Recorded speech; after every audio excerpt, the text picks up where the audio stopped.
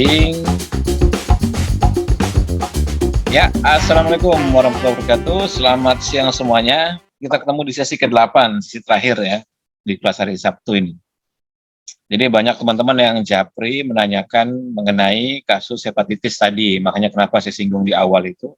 Karena memang ini agak unik sih ya, agak ajaib lah. Bahwa ketika dites, dia nggak masuk pada antigen hepatitis A atau B atau C atau D atau E. Gitu, tapi dengan gejala seperti hepatitis, kan begitu. Ketika diperiksa nggak begitu, ternyata nggak ada ininya, nggak masuk ke semua ABCDE itu. Makanya ini tetap kita harus waspadai, sama kayak dulu waktu awal COVID, saya sangat rajin hunting jurnal-jurnalnya begitu untuk mengetahui apa sih yang dibahas makhluk ini gitu kan, dari mulai penyebarannya, cara infeksinya, apanya segala macam. Ya alhamdulillah dengan cara seperti itu kita bikin kelas, lalu peserta diberitahu secara rasional gitu.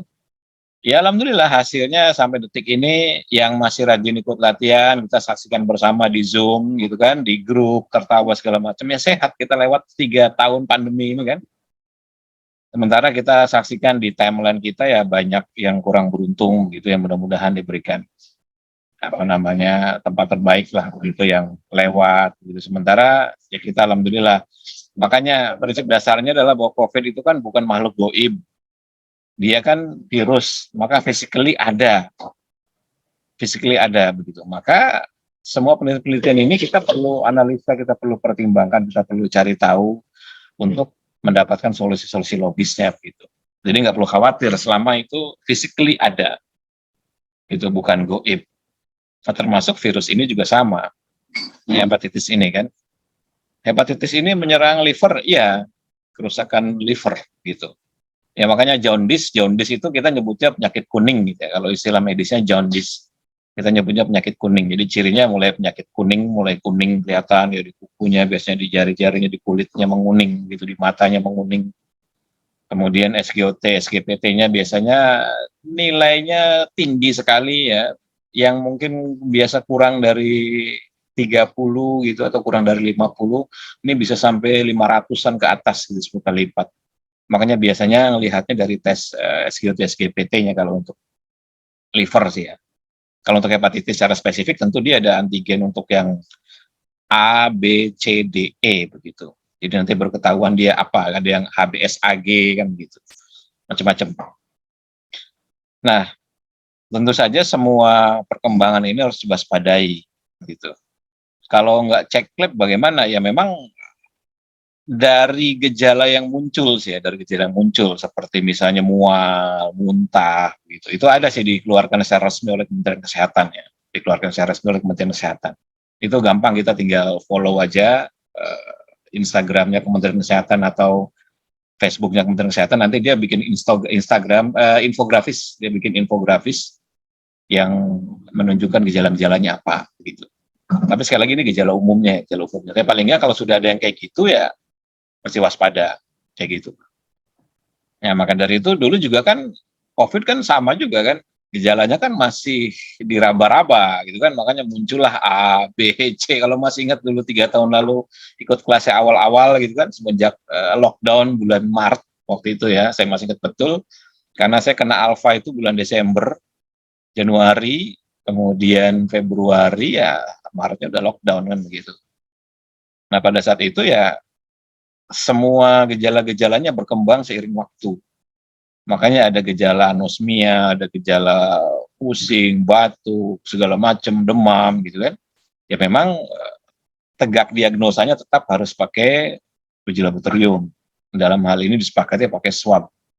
Waktu awal-awal kan rapid test, ya kan, pakai darah. Ternyata rapid test juga kemudian tidak begitu bisa menunjukkan infeksiusnya virus, akhirnya berkembanglah menjadi PCR dan sebagainya. Nah ini kan kita harus cari tahu secara berkala, ya kan? Kalau enggak, apalagi kita misalnya enggak follow berita-berita dari Kemenkes atau dari luar atau dari orang-orang yang terpercaya begitu, maka kita akan ketinggalan.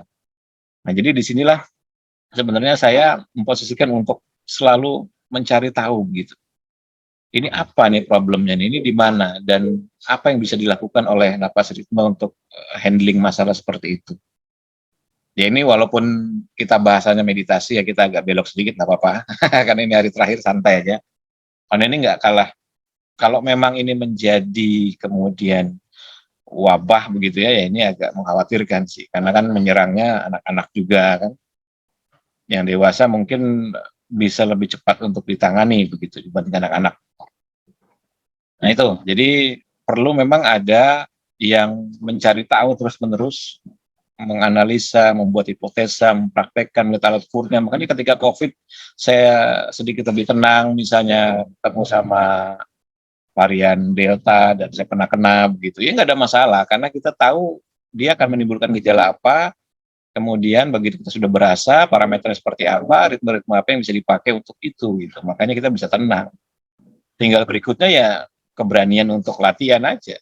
Karena kadang-kadang ketika kita dalam posisi sakit yang agak berat itu kita kehilangan nyali gitu akibat dari banyaknya informasi yang masuk dalam sosial media kita gitu kan di WA, sehingga ketakutan, psikosomatis segala macam.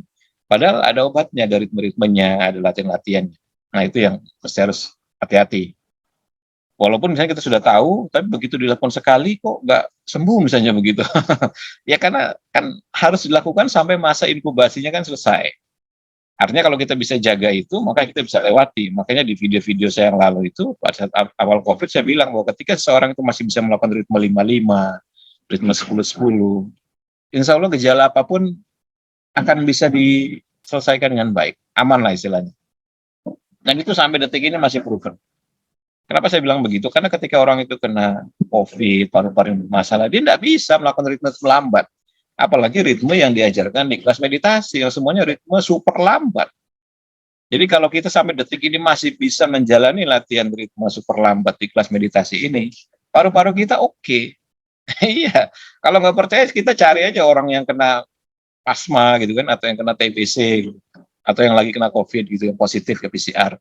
Suruh dia lakuin materi kelas meditasi, termehek-mehek dia nggak akan bisa. Nggak akan bisa, bahkan limpa-limpa pun dia nggak bisa. Nah, jadi kalau kita masih bisa melakukan ini, masih bagus sekali. Nah, maka sambungannya dengan materi kelas meditasi adalah bahwa sudah jelaskan di awal, jantung kita tersusun atas 3 frekuensi menurut kesepakatan sains dan medis. Yakni very low frekuensi, dan high frekuensi menurut teori heart rate variability atau HRV. Nah, kita harus juga melatih very low frekuensi, tidak hanya sekedar melatih high frekuensi. Walaupun high frekuensi itu akan menstimulasi syaraf parasimpatik, meningkatkan produksi asetilkolin dan sebagainya, tapi itu hanya sebagian saja dari keseluruhan, kan begitu. Kan ada 3 kan, maka kita harus latih ketiga-tiganya. Nah dari ketiga-tiga itu kalau disuruh memilih, ya tentunya ini pertimbangan rasional. Cikal bakal dari jantung itu kan berdetak, duduk, duduk, duduk gitu kan. Detak itu kan dia ada yang asalnya dari yang sebelah kanan, lalu ke sini, ke sini, ke sini gitu. Jadi dia ada urutan detaknya. Jadi kalau kita pernah lihat video jantung berdetak itu dia ada urutan detaknya. Karena bentuk fisik jantung itu kan kelihatan ya, bentuk fisik jantung kelihatan. Jadi ada urutan detaknya, nanti dia mulai dari mana dulu, baru nanti dia akan merambat lalu menggetarkan mana, terus begitu. Nah detakan yang pertama itu disebabkan oleh very low frekuensi. Detakan yang pertama disebabkan oleh very low frekuensi. Maka ketika kita sering melatih very low frekuensi dan memperkuat very low frekuensi itu, maka kualitas jantung kita, detakan jantung kita ini akan bagus. Nah itulah kenapa saya bilang, very low frekuensi ini kan kita sudah analisa bersama, sudah buktikan bersama, apalagi teman-teman yang ikut kelas Kurama, ya kuliah Ramadan kemarin sudah membuktikan sama-sama bahwa sekian banyak peserta melakukan sekian banyak ritme, kemudian kita munculkan datanya di Kubios, kita bikinkan chartnya, kita bikinkan tabelnya, hasilnya pun mirip. Memang angkanya beda-beda, tapi tren kecenderungannya selalu sama, mirip. Nah, jadi artinya kalau kita melatih ritme-ritme yang berada pada very low frekuensi, itu kita menguatkan getakan pertama jantung kita, menguatkan itu. Nah, makanya coba aja rasakan ketika kita selesai melatih ritme 13-13 ini ya, 3 kali repetisi, berarti sekitar 13 kali 3, 29 menit atau 30 menit ya. Mesti kita merasa tenangnya khas, unik gitu. Tenangnya luar biasa. Ya kan, di hati kita tuh ya rasanya tenang aja. Dan tenang, betul-betul tenang gitu. Sel-sel kita ikut tenang karena detakan awal itu berisi ketenangan, berisi power yang tinggi, sehingga berikutnya itu dia akan ngikut dengan sendirinya. Nah, itu keistimewaan dari variable frekuensi. Nah, jadi artinya masing-masing dari VLF, LF, dan HF ini punya porsinya. Makanya kadang sama teman-teman yang tidak pernah ikut kelas meditasi, misalnya begitu, meditasi lepas ritme, kita tidak bisa terlalu mengagung-agungkan gitu ya, high frekuensi, HF gitu, atau ritme parasimpatik, karena masing-masing itu punya porsi. Justru variable frekuensi yang kecil, yang kelihatannya kecil sepele itu, ini sebagai penguat pondasi, ya kan? Detak pertama itu artinya kan pondasi. Kalau pondasinya kuat, maka bangunan ke atasnya pasti bagus, mesti kuat. Kan hukum alamnya begitu. Maka melatih materi di kelas Sabtu ini sebagai pondasi untuk penguatan frekuensi-frekuensi lain. Nah, seperti itu. Nanti kita akan analisa lagi. Nah, memang kebetulan ketika ditelaah, variable frekuensi juga berhubungan dengan resonansi bumi. Gitu, berhubungan dengan resonansi bumi. Jadi artinya, ya memang kita ini kalau bisa diambil bahasa sederhananya, ya menyatu dengan alam pada titik awalnya begitu. Ya kan, pada titik awalnya menyatu dengan alam. Hanya pada prosesnya manusia itu kan metabolisme dipengaruhi oleh pikirannya dia, perasaannya dia, apa yang dia makan, gitu kan, lingkungannya dan sebagainya. Maka menjadi fluktuatif, kan begitu, menjadi fluktuatif. Nah, kita balikin lagi dengan pemahaman dasar ini bahwa ketika kita sedang melatih ritme tertentu, variable frekuensi dengan ritme tertentu, ini harmoninya bersinggungan dengan frekuensi bumi. Harmoninya bersinggungan dengan frekuensi bumi. Karena harmoninya bersinggungan dengan frekuensi bumi, artinya detak jantung kita ini pada dasarnya juga bersinggungan dengan frekuensi di alam ini kan. Ya, frekuensi bumi. Hanya kita nggak tahu berapa frekuensinya. Hanya kita nggak tahu bagaimana cara menunjukkannya kan begitu. Nah, itulah yang kemudian diajarkan di kelas Sabtu ini. Jadi pertama cara kita membuktikan dulu bahwa frekuensi benar terjadi, getaran frekuensi napasnya benar terjadi di badan kita. Kita bisa buktikan itu, bisa kita lihat secara angka-angka, secara grafis, menggunakan alat-alat disepakati. Kalau itu kita bisa lihat, kita bisa buktikan bahwa itu benar, maka kedepannya menjadi lebih gampang tuh. Ya kan? Kita tinggal buktikan saja bahwa frekuensi bumi memang segitu. Ya kan, dan ini kan sudah banyak dibahas di sekian ribu jurnal gitu kan, Schumann resonance 7,8 Hz dan sebagainya. Lalu kita cari konektivitas hubungan antara jantung kita dengan frekuensi bumi, cari harmoninya. Begitu ketemu harmoninya, maka kita bisa memilih frekuensi yang bersesuaian dengan frekuensi bumi. Sederhana itu sebenarnya. Nanti ada lagi frekuensi air, nanti ada lagi frekuensi macam-macam gitu kan, di badan semua, di sekitar kita kan frekuensi semua. Ya kan? Nah, tapi konsep dasarnya pada resonansi individual dulu, bahwa kita berhasil dulu membuktikan dan meyakini dulu bahwa ritme-ritme napas yang sedang kita lakukan itu dengan frekuensi sekian terjadi betul di badan kita, itu dulu. Dan kita bisa melakukannya. Nah, makanya kalau di kelas Kurama ini saya membantu teman-teman itu untuk membuat hubungan antara setiap frekuensi dengan frekuensi yang dilakukan, frekuensi secara hitungan ya, dengan frekuensi yang dilakukan oleh peserta ini dekat nggak? Jadi artinya kalau seorang melakukan ritme 55, maka dia harus menghasilkan 0,1 Hz. Betul nggak? Kan gitu.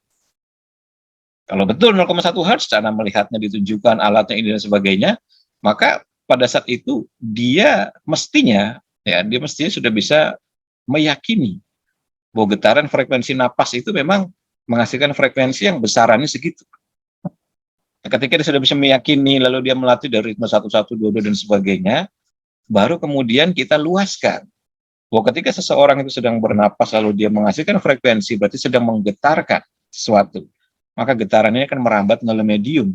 Dan hukum alamnya ketika dia merambat melalui medium adalah dia akan beresonansi dengan yang frekuensinya sama atau yang harmoninya sama. Kan begitu, 0,1 Hz akan ketemu dengan 0,1 Hz lagi. Atau yang harmoninya sama. Kalau ini dia bisa yakinkan, kemudian sudah teryakini, maka menjadi sederhana konsep resonansi komunal itu. Resonansi dengan semesta menjadi sederhana, karena kita cukup cari saja, sesuai dengan kesepakatan yang disepakati, begitu, berapa frekuensi ini dan itu, berapa frekuensi ini dan itu, kan masing-masing kan ada. Ya kan, sama kayak Telkomsel sama XL, sama Indosat, kenapa nggak saling bercampur? Karena frekuensinya masing-masing berbeda, kan begitu. Kalau frekuensinya suka-suka aja gitu, bikin sama, berantakan. Nah, maka kita perlu tahu dulu berapa frekuensinya Telkomsel, berapa frekuensinya XL, berapa frekuensi ini. Baru kita sambungkan dengan frekuensi itu. Maka pada momen itu, ya kita sedang berada di dalam lingkup frekuensi itu terus-menerus. Maka kartu saya yang Telkomsel ini, sampai detik ini dari sekian belas tahun lalu, selalu berada dalam frekuensinya Telkomsel. Iya kan? Karena saya masih pakai kartunya. Saya masih pakai kartu sampai detik ini. Loh, saya juga ada kartu satu lagi, kartu Tri misalnya begitu. Ya, dua ini memiliki frekuensinya masing-masing. Tapi kita mesti tahu frekuensinya berapa. Dan kita harus berada di dalam frekuensi itu. Supaya kita bisa memanfaatkan semua yang ada di dalam skema frekuensi itu. Jadi kalau kita berada dalam frekuensi harmoni bumi misalnya, frekuensi dengan harmoni bumi, kita bisa memanfaatkan semua yang ada di dalam jangkauan frekuensi itu kan. Kan logikanya begitu. Nah, disitulah nanti kita masukkan layer abstraksi. Nah, seperti yang tadi dalam percakapan ketika membahas konsep pancer dan sebagainya, pada saat kita mentransmisikan layer abstraksi itu pada dasarnya sebagian menerjemahkan dengan niat, sebagian menerjemahkan dengan narasi, sebagian menerjemahkan dengan motivasi, keinginan, dan sebagainya. Bahasa rasa itu hanya tafsiran-tafsiran. Yang jelas, itu sesuatu yang memang bukan fisik. Layer abstraksi itu bukan fisik, niat, imajinasi, visualisasi, keinginan, dan sebagainya. Karena dia bukan fisik, maka dia harus ditumpangkan pada sesuatu yang nantinya bisa jadi fisik. Nah, frekuensi ini adalah salah satu solusinya. Jadi ketika kita tumpangkan layer abstraksi ke dalam frekuensi, maka frekuensi ini akan merambat dan dia bisa mengenai fisik seperti itu. Nah, ini yang sebenarnya kita mau latih. Oke. Nah, itu intermezzonya. Oke, siap. Kita mulai latihan.